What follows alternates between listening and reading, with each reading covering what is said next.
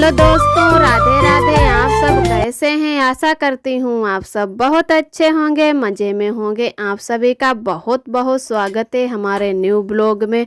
हो चुकी एक प्यारी सी सुबह की शुरुआत। तो इधर हम आ गए सुबह सुबह अपनी बगिया, और बहुत ही अच्छा नज़ारा लग रहा है। सुबह सुबह धूप भी थोड़ी बहुत निकल आई है, और है ना कि सुबह सुबह बहुत ज़्यादा घर के काम हो जाते हैं, बाहर के भी हो जाते हैं। तो सभी लोग अपने अपने काम पर निकल भी गए हैं। तो इधर हम भी बगिया आ गए कुछ काम से। तो मैंने कहा कि बहुत ही अच्छे फूल लग रहे हैं, तो थोड़ा वीडियो ही बना लेते हैं, और उसके बाद जाएंगे घर को। आज तारीख है 11 मार्च और दिन है सोमवार। तो इधर अब जा रहे हैं घर, फिर तैयार होना है ससुराल जाने के लिए। तो इधर फिर हम काम धाम सभी काम करके और तैयार होने लगे। नहा लिए थे पहले ही, यारब तब तक सो रहे थे। फिर हमारी मम्मी आ गई, कहा कि यारब को हम गोद में ले लेते हैं और तब तक आप तैयार हो जाओ। अगर इसे लिटा देंगे तो ये जग जाएगा, और गोद में मम्मी इसे ले रहेंगी तो ये सोता रहेगा। तो उसी वजह से मम्मी ने इसे गोद में ले लिया और हम तैयार होने लगे। आज तो मैंने खाना भी नहीं बनवा पाया, क्योंकि हम उन्हें कहा कि हम तैयार होंगे। पापा भी कह रहे थे कि जल्दी तैयार हो जाओ। दोनों लोग सास ससुर आए हैं आरव को लिवाने। और क्या है कि हमारे हस्बैंड हम लोगों को यहाँ पर छोड़ के गए थे, तो कहा कि पापा आएंगे आपको लिवाने, तब तक गाँव तर खा लो यहाँ पर। तो हम रुक गए। तो लगभग हमें 15-20 दिन हो भी चुके हैं यहाँ पर। तो फिर कहा कि घर पे किसी को अच्छा नहीं लग रहा है। रोज़ हमारे ससुर जी फ़ोन करते थे कि यारब कब आएँ लिवाने के लिए। तो मम्मी भी नहीं आई थी, बहुत दिन हो गए थे। तो दादी बुला रही थी कि आओ गाँव तर खाने के लिए। तो उसी की वजह से मम्मी और पापा दोनों लोग आ गए। मम्मी पहले से ही आई थी, कहा कि तब तक वहाँ पर 2-4 दिन हम रुक जाएंगे और उसके बाद में तुम आना। फिर हमारे पापा भी 2-4 दिनों के बाद में ही आए थे, और हम आरब सभी लोग तैयार हो गए हैं। अब जा रहे हैं घर के लिए, निकल चुके हैं। तो हमारी मम्मी और सभी चाची दादी जो भी लोग हैं, बड़ी अम्मा, सभी लोग पनारने के लिए निकल पड़े हैं।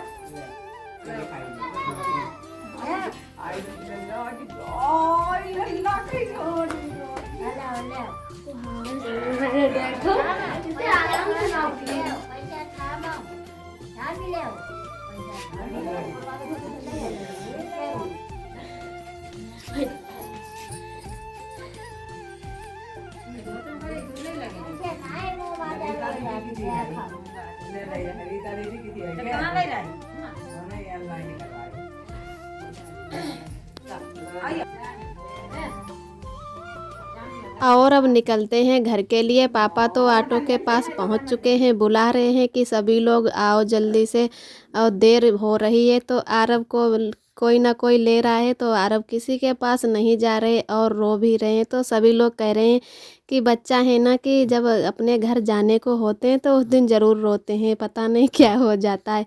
तो आरब सच में उस दिन नहीं जा रहे थे। पहले तो चले गए भैया के पास, फिर नहीं जा रहे थे। तो क्या है कि सवारी से आओ जाओ तो थक भी बहुत जाओ, दूर ज़्यादा पड़ जाता है। तो अरब भी परेशान हो जाते हैं सवारी से आने जाने में।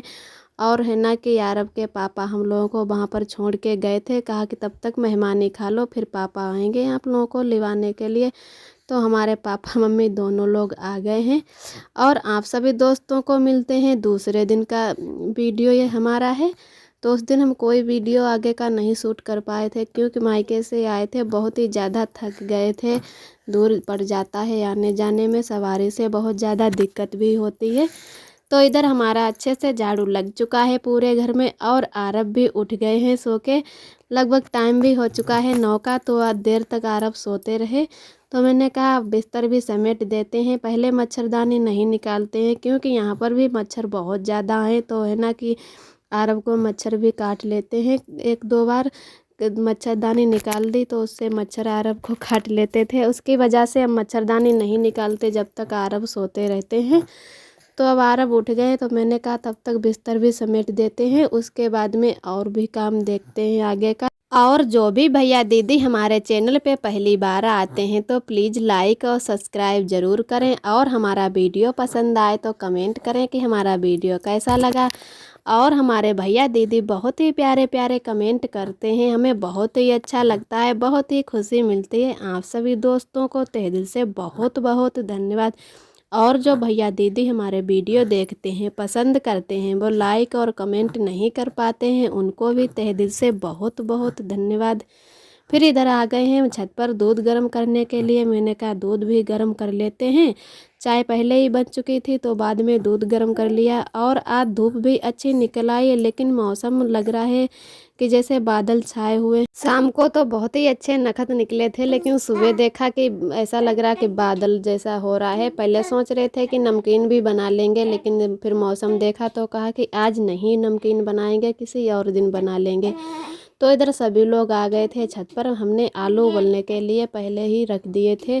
कहा कि आलू ज़्यादा टाइम लग जाता है उबलने में, कुकर में थोड़े जल्दी उबल जाते हैं, लेकिन किसी और बर्तन में उबालो तो काफ़ी टाइम लग जाता है उबलने में।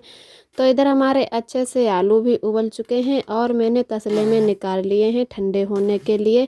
हमारी मम्मी जी भी ऊपर ही बैठी थी, उन्होंने कहा कि लाओ हम आलू छील देते हैं, तब तक आटा मार लो। तो मैंने कहा चलो आलू तब तक छील दो, ठंडे हो जाएंगे और हम तब तक आटा मार लेते हैं। तो इधर मैंने दोनों तरीक़ा का आटा मार लिया है। पहले तो प्लान बदल अब तो प्लान ही बदल दिया था। पहले सोच रहे थे कि रोटियां बना लेते हैं आलू भरी वाली, फिर कहने लगे क्यों ना पूड़ी कचौड़ी बना लेते हैं। तो फिर मम्मी कहने लगी कि क्या क्या बनाओगी, पहले कह रही कि रोटी बना लेते, आलू कर लेंगे, और अब कह रही हो पूड़ी कचौड़ी बना लेते।